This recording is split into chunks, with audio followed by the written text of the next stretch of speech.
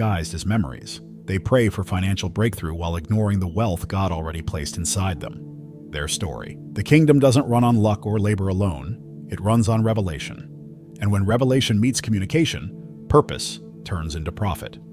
That's why some people talk and money listens. Their words carry weight because they carry wisdom. The world tells you to grind harder, but heaven says, harvest what you've learned. You've already paid the price through mistakes, heartbreaks, and miracles. God never wastes a wound. Every failure was a financial seed in disguise. And here's the uncomfortable truth.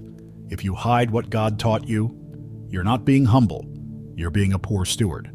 Proverbs 11:26 makes it plain. There's blessing on the one who sells the corn, not the one who hides it. The real reason so many believers stay broke isn't lack of faith. It's lack of packaging.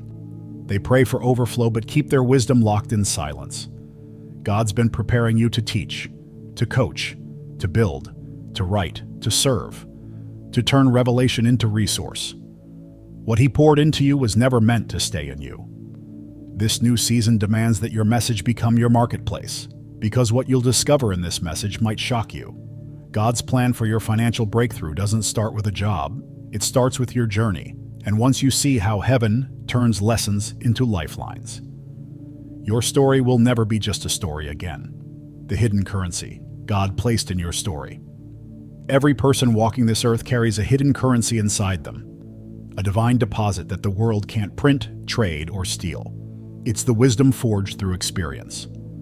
God never wastes a season. Every success, every heartbreak, every why did this happen moment was a classroom where heaven invested in your growth. In the kingdom, your life lessons are not random memories. They're assets waiting to be redeemed. The moment you recognize that your story is a treasury, you begin to see that your real wealth doesn't sit in your bank account. It sits in your testimony. Think about Joseph. His story looked like a disaster. Betrayal, slavery, false accusation, prison. Yet every chapter was God depositing something into him: administrative skill, emotional strength, leadership under pressure. When Pharaoh finally called him, Joseph was wealthy in something greater than gold. He was rich in wisdom. That's why Genesis 41:39 says Pharaoh told him, "There is no one as discerning and wise as you." His pain became his promotion. Most people chase money without realizing they're sitting on the very thing that could generate it: their story. God designed business to flow from revelation. When you turn your lessons into light for others, you're doing divine entrepreneurship. That's what separates worldly business from kingdom business. One extracts value, the other adds it. Your money follows your message when your message heals others. Every regret you've ever had carries a principle. Every failure hides a formula.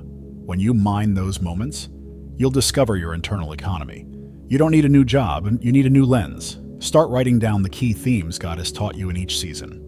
What did you learn about trust, about risk, about faith in dry seasons? These are not just memories. They're mentorships waiting to be monetized. Even Jesus used his story as his teaching ground.